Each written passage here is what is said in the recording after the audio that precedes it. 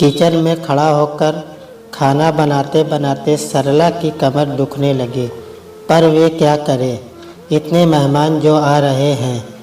बहू की पहली दिवाली है, कल तक उसे उपहार लेकर मायके जाना था, पर अचानक बहू की माँ का फ़ोन आ गया कि अमेरिका से उनका छोटा भाई और भाभी आए हुए हैं।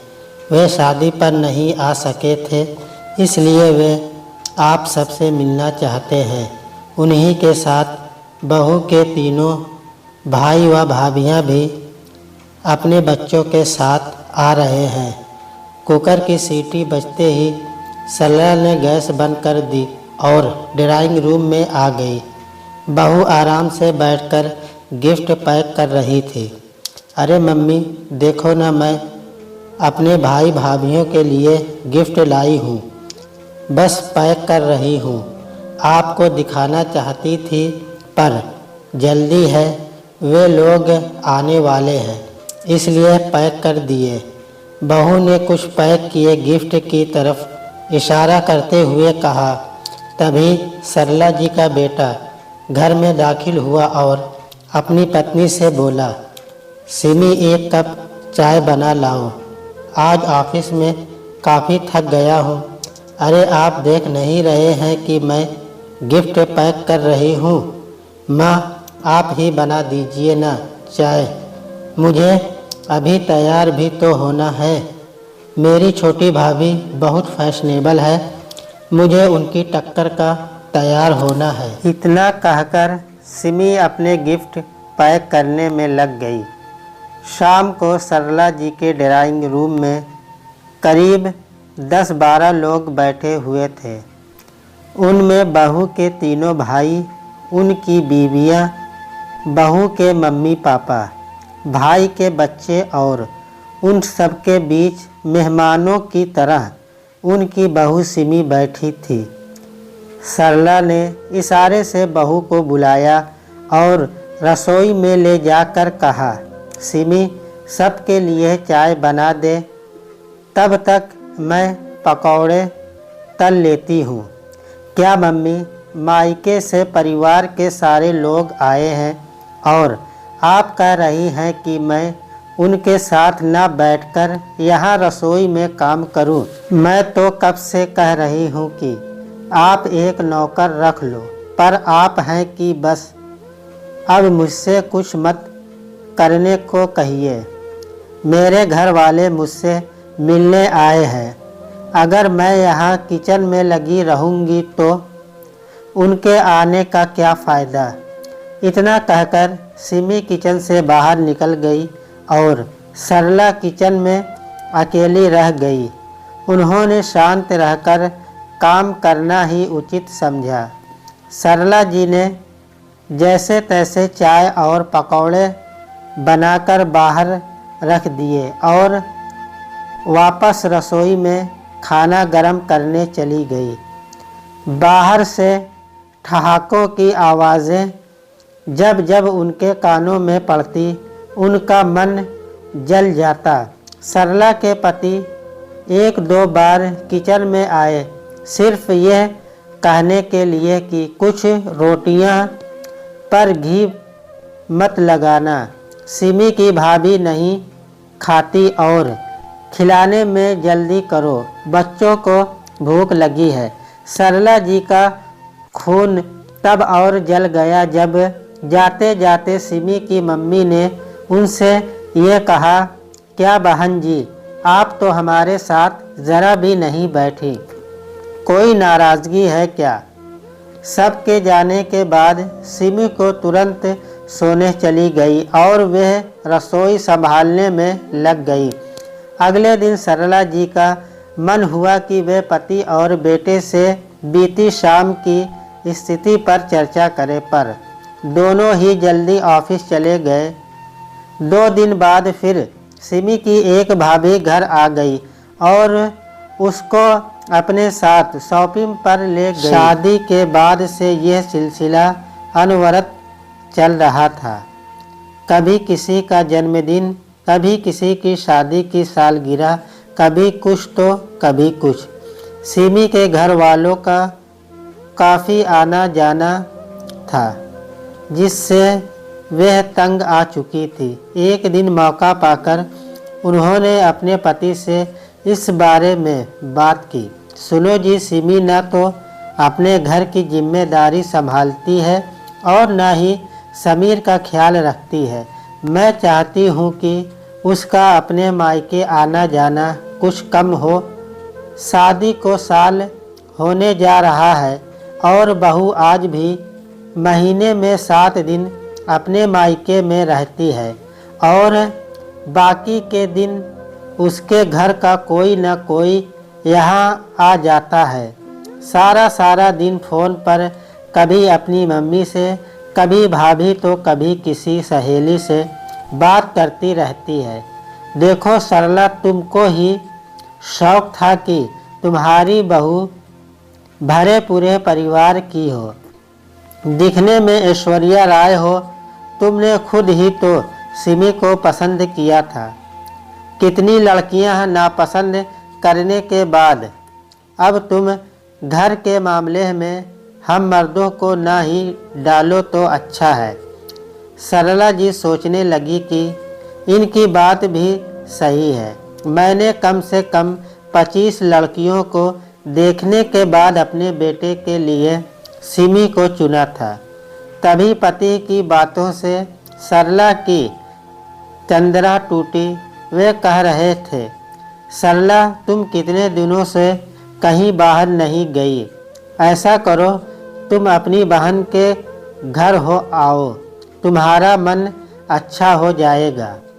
अपनी बहन से मिलकर अपना दिल हल्का करने की सोच से ही सरला खुश हो गई। अगले दिन ही वे तैयार होकर अपनी बहन से मिलने चली गई, जो पास में ही रहती थी। पर बहन के घर पर ताला लगा देखकर उनका मन बुझ गया।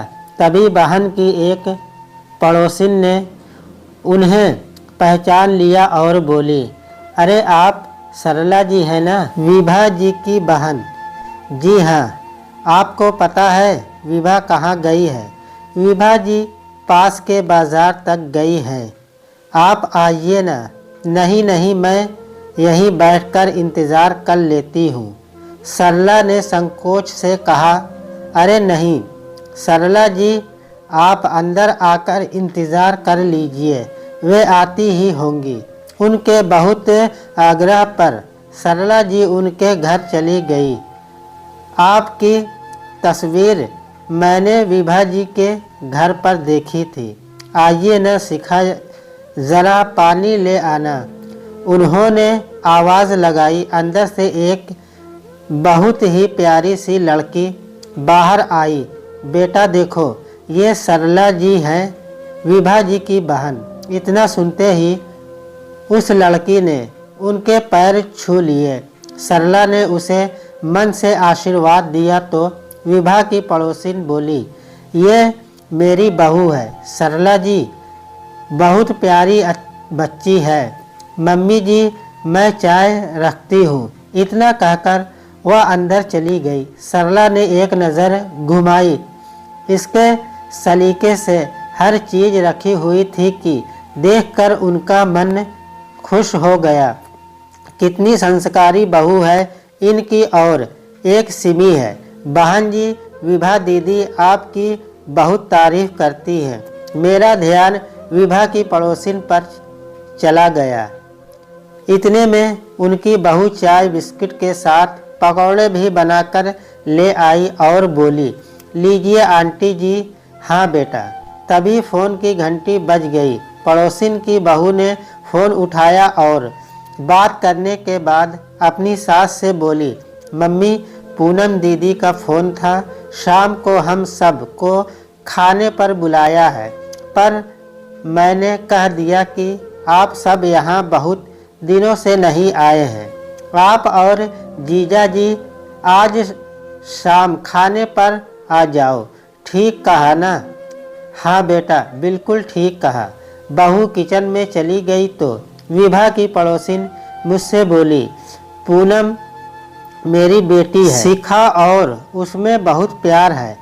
अच्छा है बहन जी, नहीं तो आजकल की लड़कियां बस अपने रिश्तेदारों को ही पूछती हैं। सरला ने यह कहकर अपने मन को थोड़ा सा हल्का करना चाहा।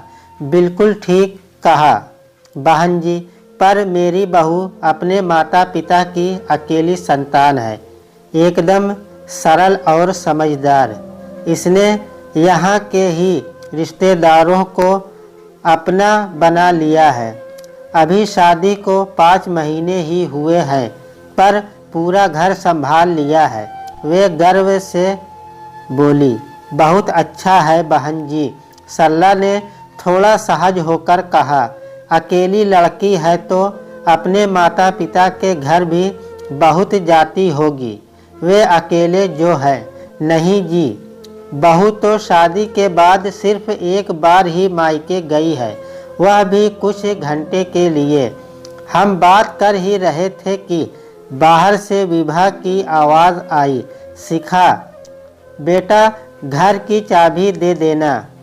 विभा की आवाज़ सुनकर शिखा किचन से निकली और उनको अंदर ले आई। शिखा ने खाने के लिए रोकने की बहुत जिद की, पर दोनों बहनें रुकी नहीं। अगले ही पल सरला जी बहन के घर आ गई। विभा के दोनों बच्चे अमेरिका में रहते थे। वह और उसके पति अकेले ही रहते थे। दीदी, आज मेरी याद कैसे आ गई? विभा ने मेज पर सामान रखते हुए कहा। बस यूं ही, तू बता कैसे है? मैं तो ठीक हूँ दीदी, पर आपको क्या हुआ कि कमज़ोर होती जा रही हो? विभा ने कहा। शायद सरला की परेशानियाँ उसके चेहरे पर भी झलकने लगी थी। आंटी जी, आज मैंने राजमा बनाया है। आपको राजमा बहुत पसंद है ना? आप तो खाने के लिए रुकी नहीं, इसलिए मैं ले आई और इन्हें किचन में रख रही हूँ। अचानक शिखा दरवाजे से अंदर आई। किचन में राजमा रखकर मुस्कुराते हुए चली गई। बहुत प्यारी बच्ची है, सरला के मुंह से अचानक निकल गया। अरे दीदी, यही वह लड़की है जिसकी बात मैंने समीर के लिए चलाई थी, याद है ना आपको? इनके ऑफिस के एक साथी की बेटी है। दीदी, आपको याद नहीं आया क्या? विभा ने सरला की याददाश्त पर जोर डालने को कहा। अरे दीदी, जिसकी फ़ोटो भी मैंने मंगवा ली थी, पर इसका कोई भाई नहीं था, अकेली बेटी थी, इसलिए आपने फ़ोटो तक नहीं देखी थी। विभा की बात से सरला को ध्यान आया कि विभा ने उनसे इस लड़की के बारे में कहा था, पर उन्होंने कहा था कि जिस घर में बेटा नहीं, उस घर की लड़की नहीं लाएंगे। मेरे घर में क्योंकि माता पिता कब तक रहेंगे? भाइयों से ही तो मायका होता है। तीज त्योहार पर भाई ही तो आता है। यही कहकर उन्होंने फ़ोटो तक नहीं देखी थी। दीदी, इस लड़की की फ़ोटो हमारे घर पर पड़ी थी। श्रीमती वर्मा ने देखी तो उनको लड़की पसंद आ गई और आज वह उनकी बहू है। बहुत गुणी है शिखा। अपने घर के साथ साथ हम पति पत्नी का भी खूब ध्यान रखती है। आओ चलो दीदी, हम खाना खा लेते हैं। राजमा के स्वाद में शिखा का एक और गुण झलक रहा था। घर वापस आते समय सरला जी को अपनी गलती का एहसास हो रहा था कि लड़की के गुणों को अनदेखा करके उन्होंने भाई न होने के दकियानूसी विचार को आधार बनाकर शिखा की फ़ोटो तक देखना पसंद नहीं किया। इस एक चूक की सज़ा अब उन्हें ताउन भुगतनी होगी।